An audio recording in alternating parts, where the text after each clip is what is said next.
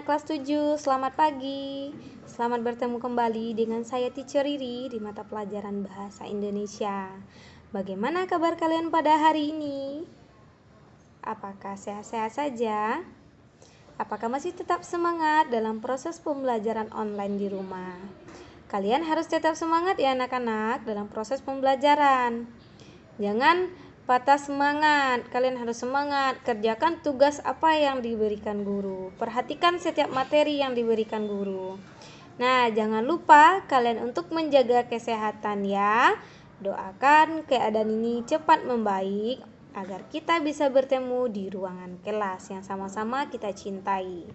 Baiklah anak-anak, pada hari ini materi kita masih lanjutan dengan materi sebelumnya, yaitu teks narasi. Dari materi sebelumnya saya sudah menjelaskan tentang pengertian teks narasi itu apa, serta ciri-ciri teks narasi itu apa. Pada pertemuan kali ini saya akan menjelaskan tentang kaidah kebahasaan dari teks narasi. Jadi apa saja kaidah kebahasaan dari teks narasi yang harus diperhatikan? Perhatikan video saya selanjutnya, saya akan menjelaskan tentang kaidah kebahasaan teks narasi. Sampai bertemu di pertemuan selanjutnya. Apa yang kalian ketahui mengenai kaidah kebahasaan teks narasi?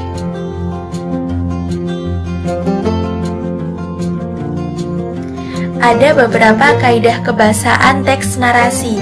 Yang pertama, menggunakan kata kiasan atau metafora. Yang kedua, melibatkan kata kerja transitif dan intransitif. Yang ketiga, menggunakan kata benda, sifat, frasa, atau klausa.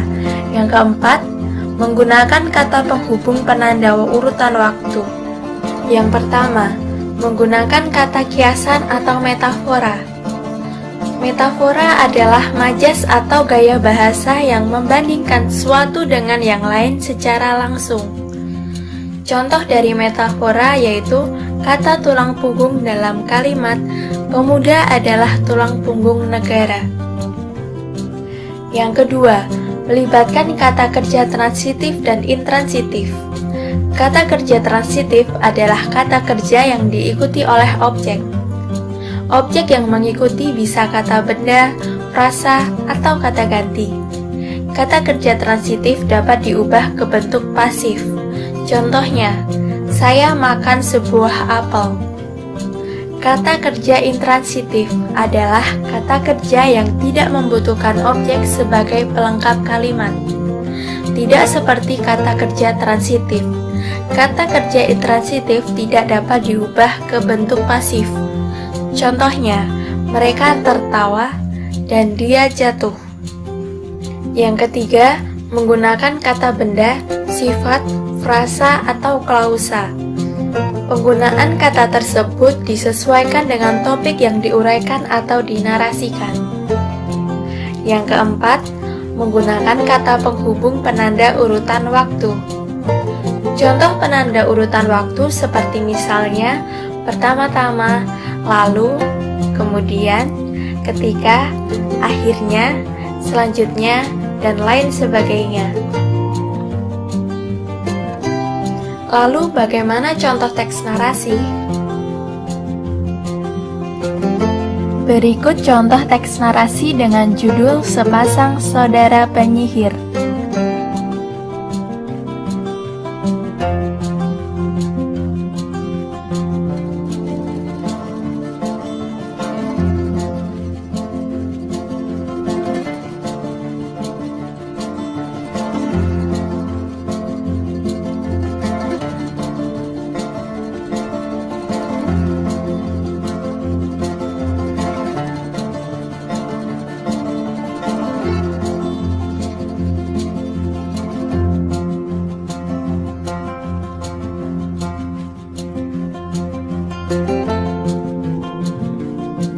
Lalu bagaimana menganalisis struktur dari contoh tersebut?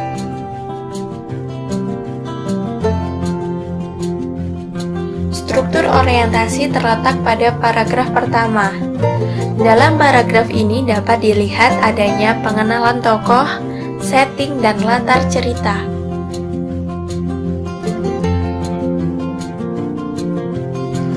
Struktur komplikasi terdapat dalam paragraf ini, yaitu dengan melihat adanya konflik yang mulai bermunculan pada bagian ini.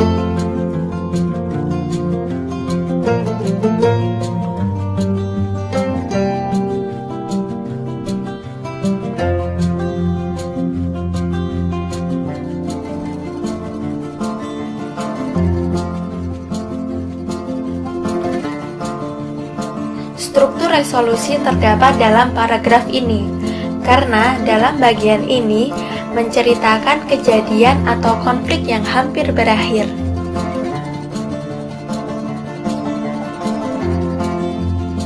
Pada paragraf ini termasuk struktur koda, karena pada bagian ini cerita sudah berakhir. Sekian materi yang dapat saya sampaikan, semoga bermanfaat untuk kalian semua. Sampai jumpa pada video selanjutnya ya. Terima kasih. Wassalamualaikum warahmatullahi wabarakatuh.